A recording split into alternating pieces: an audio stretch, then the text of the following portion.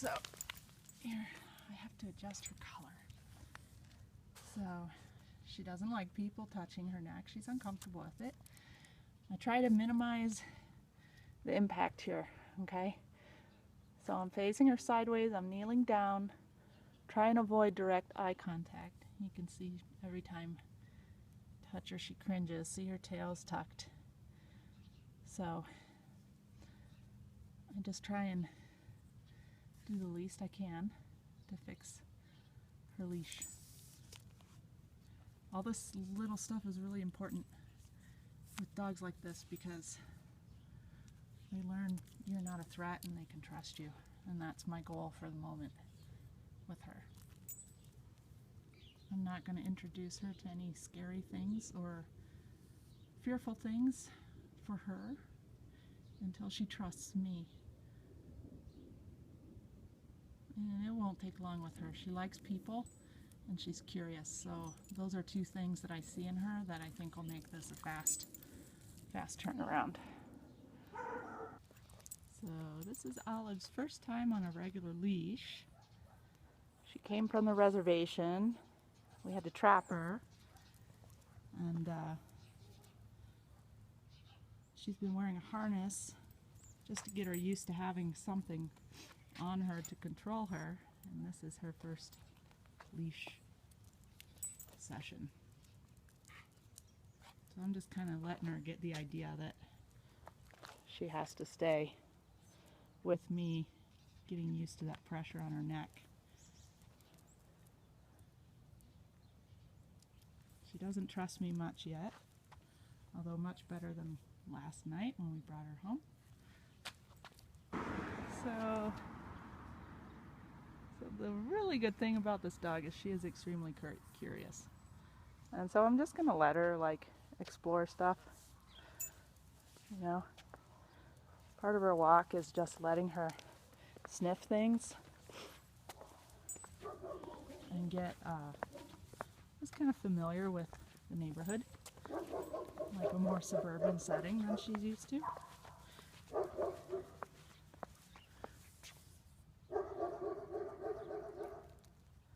So I'll let her stop and sniff, but in the end I'm the one kind of guiding the walk, not her. But it's not like a really defined leadership thing. It's more soft with these dogs. And you know, I'm not going to let her pull. We're still learning not to pull. But it's not real set in stone yet. In about 2 or 3 days I will require more of her. And she needs to know that I am in charge just so she can relax and feel like she doesn't have to worry about what's going on. So, and of course her instinct is flight, right? Away from these barking dogs. So we're moving away from them, but I'm not letting her run. We're doing it in a controlled way. Once we get a little bit further away, so it's not an immediate threat to her, I'll just let her stand here and kind of, you know, relax a little bit.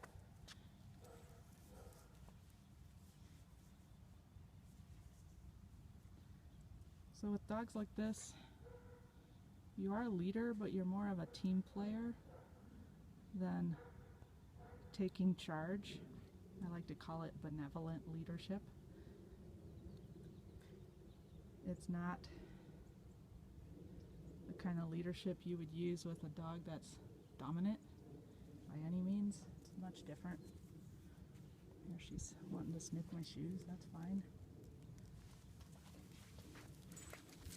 Yeah.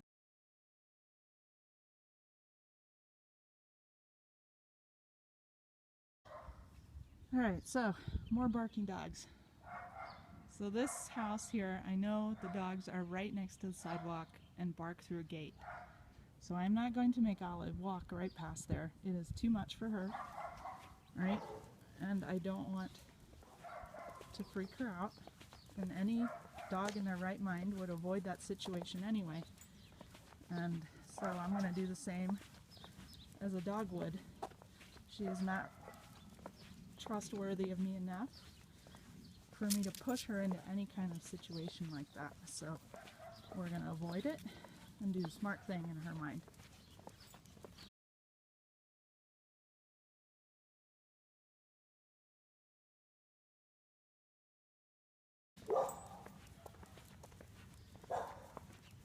I think she's doing pretty well.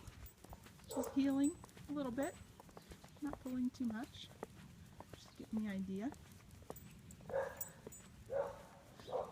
This is also kind of a gauge for me to see where she is, what her fear level is, what she's afraid of, what I need to work on, that kind of thing. So that's another reason why I don't want to have her in an absolute controlled state. You know, and I kind of think if she was just by herself, she would stop and sniff this stuff, so I'm going to let her do that a little bit, and then I'm going to move on. Oh, more barking dogs. I love my neighborhood.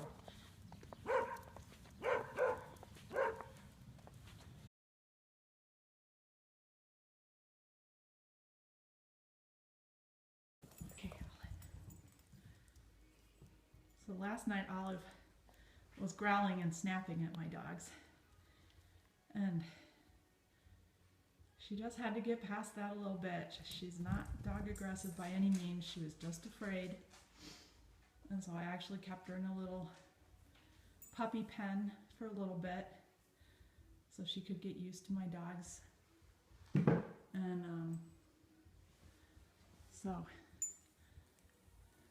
she's gotten a lot better with them, although still very submissive, which is fine. Right.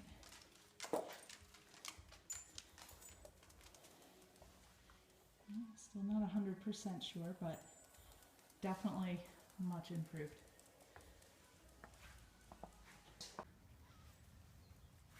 Usually Coltrane becomes a buddy pretty quick. He's despite his stiff posture, he's actually not a butthead.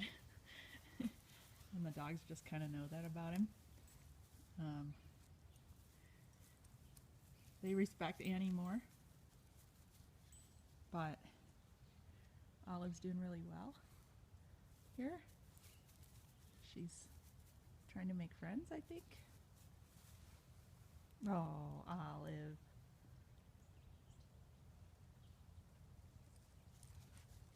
Annie's going to come in and investigate, take her up on that invitation. Right, and Olive's not totally relaxed there, you know, and she was getting a little afraid, and I think Annie realized that and backed off. So when you're dealing with dogs like Olive, you absolutely have to have respectful dogs, and if they didn't respect her, I would tell my dogs to back off. So we don't want to make Olive uncomfortable. Right? It's a balance between giving her a little bit of stress and making her overcome her fears versus pushing her too far and making her more afraid.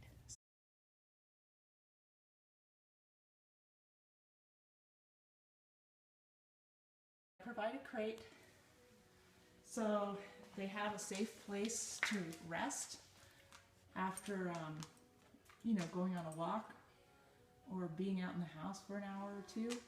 I like them to have downtime in a crate. Most fearful dogs feel safe in a crate, and so that gives them a chance to just decompress a little bit. I have them out as much as I can with me because I don't want them to hide all the time, but I feel like they also need a break. So she'll be in her crate a little bit on and off for this time.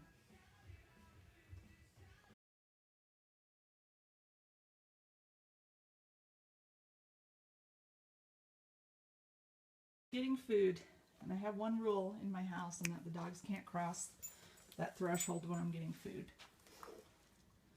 So it's very easy. right? All I did was take 2 steps forward, she backed up, and then I go back to doing whatever I'm doing.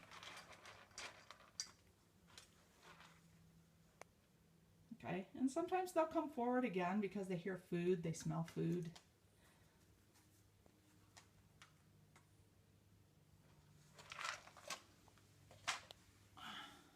What? Well, good student, Olive. Good girl.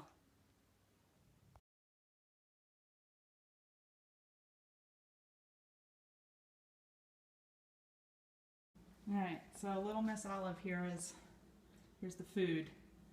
She herded my dog away from the food preparation station, so we're going to put an end to that right away. Even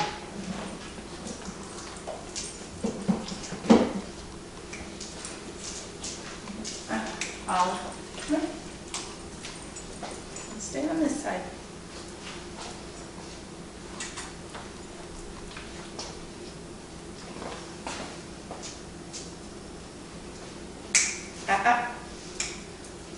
So I want her to leave Coltrane alone because she's been picking on him when I get the food out. Annie, go.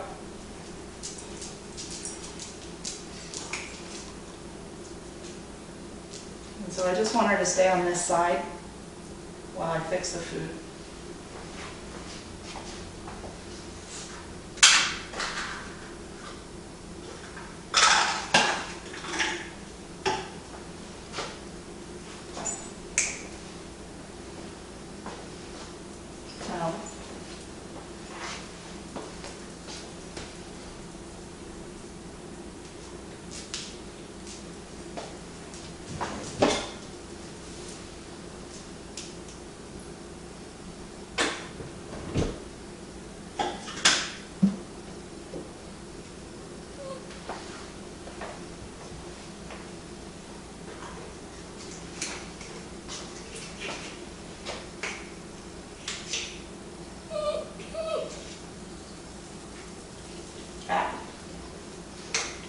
She can move around on that side wherever she wants.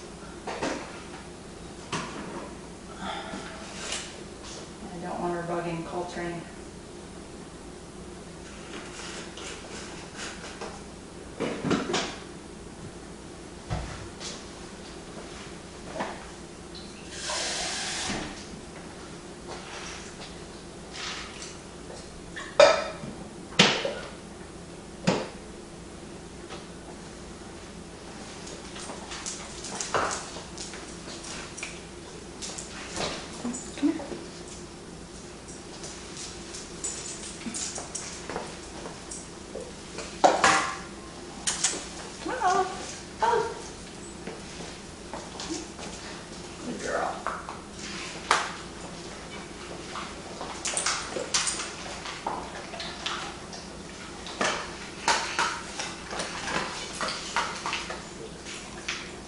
And she's going to finish first.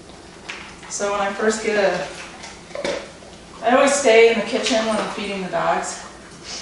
When I first get the dogs, I leave a leash on them because afterwards, after they're done eating, I don't want her to go and try and take other people's food. If she tries to take Annie's food, she'll get in big trouble. Coltrane will probably let her have his food, but I still don't want her to do that.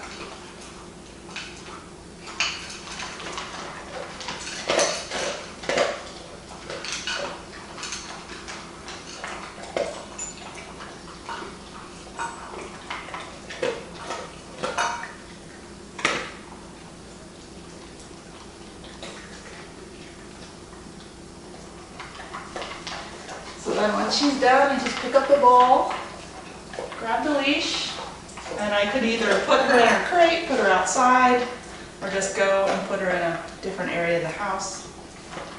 Sometimes I'll do a little obedience work here with the dogs when they finish first, so the other dogs eat. Hey.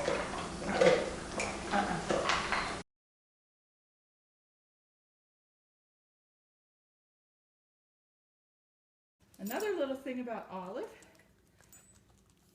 is that she likes to jump to get attention.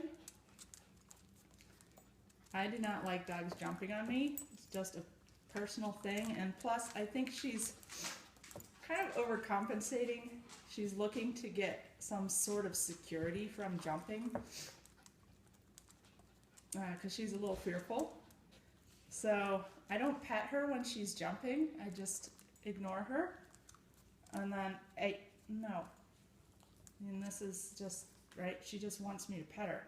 So she's actually being a little pushy here. Right. Hey. So she has to sit, and then she gets affection. Right? So she's learning she only gets affection when she's calm and respectful.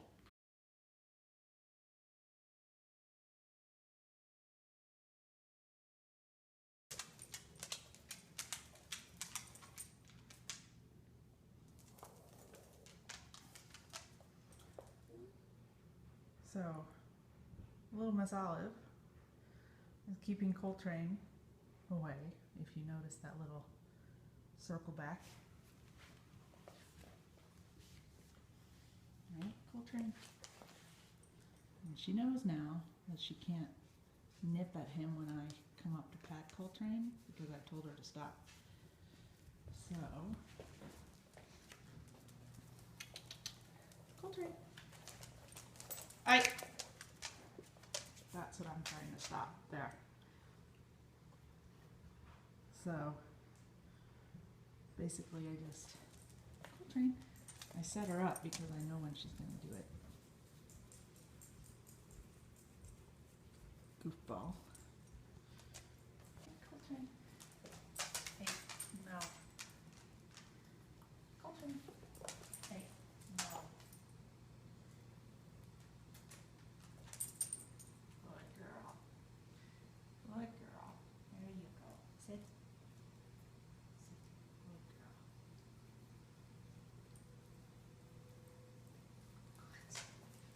Good job. Coltrane.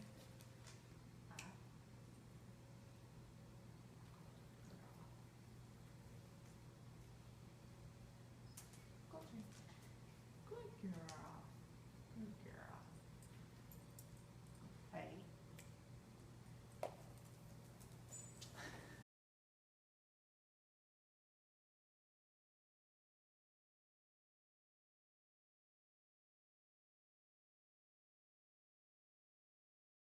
So this is Olive day 2. Hey, her tail is better. Alright, so it's hard to walk and video at the same time. Her tail's better. She's walking with me better. Much nicer. If I stop, she knows to stop now.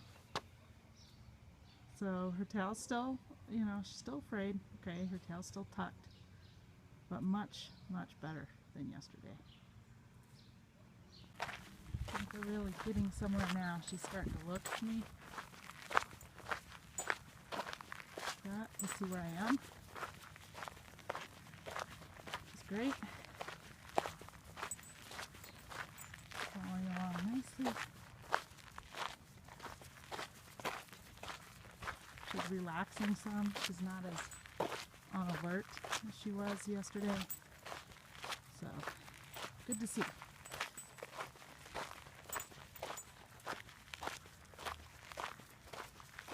If she gets too far ahead, I just give her a little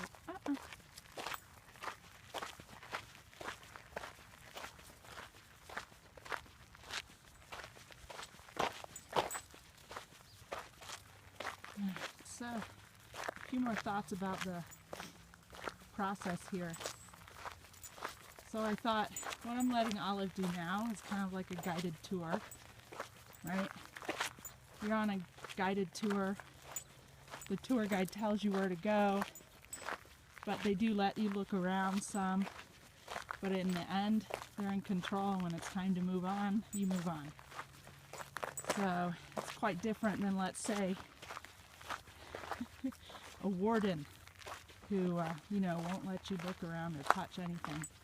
And since part of, I think, Olive's progress is using her nose, I want to make sure to let her use her nose on walks a little bit for now.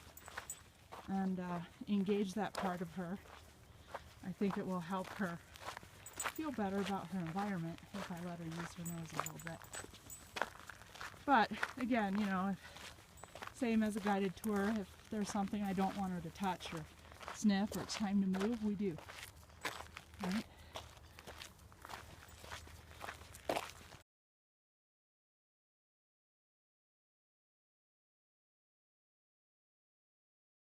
Have all of the dogs drag around a leash for, I don't know, a couple days to 2 weeks, it depends, because if I need to get her, she's not going to come to me right now. And what I'll do to get her is walk up sideways to her and just put my foot on the leash, and then I bend down and pick up the leash. Right? I really try not to run and have to grab the leash because that just scares the dog. So I try to use my foot. Right, Olive? Foot? She's not so worried. Right? If I was to do this, yeah, she gets really worried. So, again, a little tip that makes a big difference to the dog.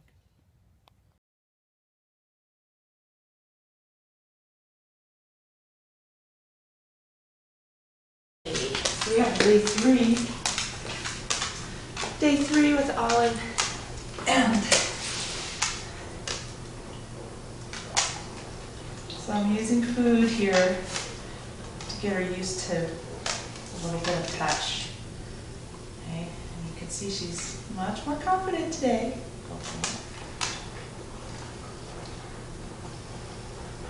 Moving slow, right, just touching under her neck.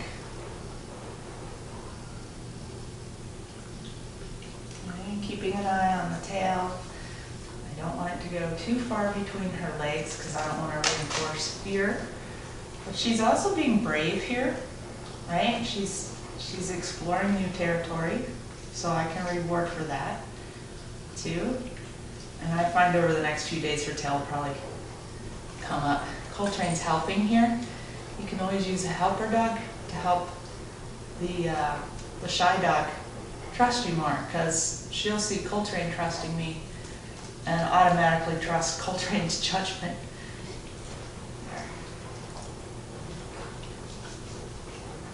Be careful, Olive. So one thing she started doing is she started being kind of snotty to Coltrane here. Right? So she has started going up and pushing him out of the way when I pet him. And so I've had to teach her that she has to sit and wait for my attention. All right, she can't. Coltrane, no. No. So I find this is a very powerful training tool with a lot of dogs. Right? Good girl, Olive. All right,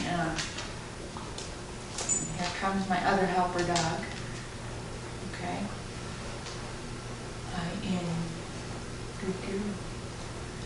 So, and these are kind of like, I would say, medium value treats. I don't want to use something that's too exciting for the dog. I don't want excitement here. I want calmness. Right? So if I find, sometimes I have to up the value of the treat to get the dog to come to me. Let's say ham seems to be a great one. But these are, I think, some kind of soft dog treats. So they're kind of a medium value. Olive. Good girl. Good girl, Olive.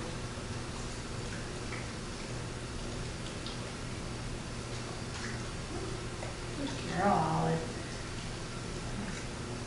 Right, so her tail is down, but not tucked, right? Good girl. And I'm not going over her back yet. Maybe this afternoon I'll do that.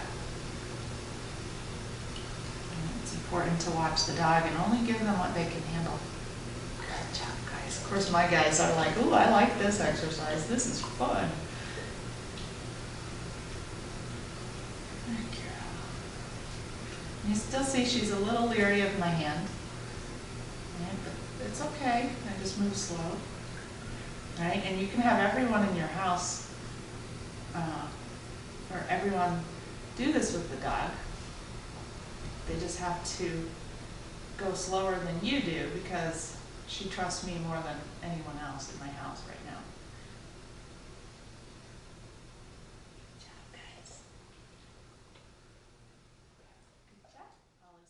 And with all my foster dogs, I try and condition them to like what we as dog trainers would say inappropriate touch, right? On top of the head, on the back, that kind of thing. But I have to do it gradually. So this is how I start. Oh, yeah. Good girl.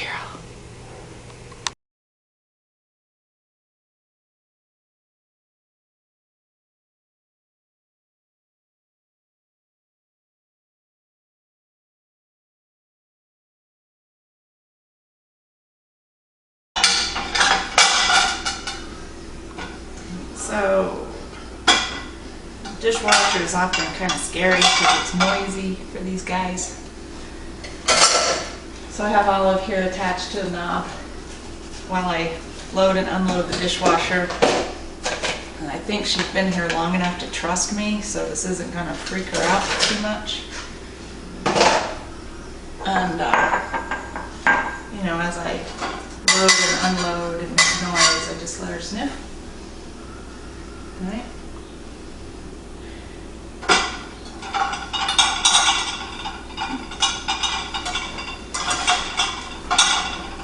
Good girl.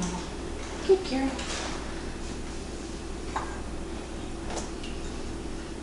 Anything a dog is afraid of, I always let them sniff it. Okay? Whether it has food on it or not. And it helps them feel better. If they're too scared to sniff it, then they're not ready yet. Okay, and then you just have to wait.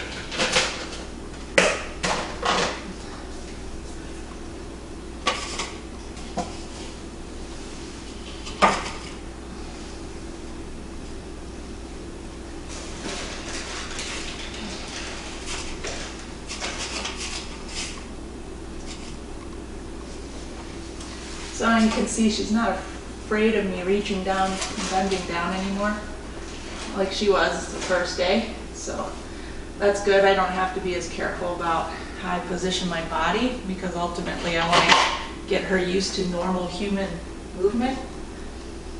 But you have to start being very aware. Olive! Olive! Olive!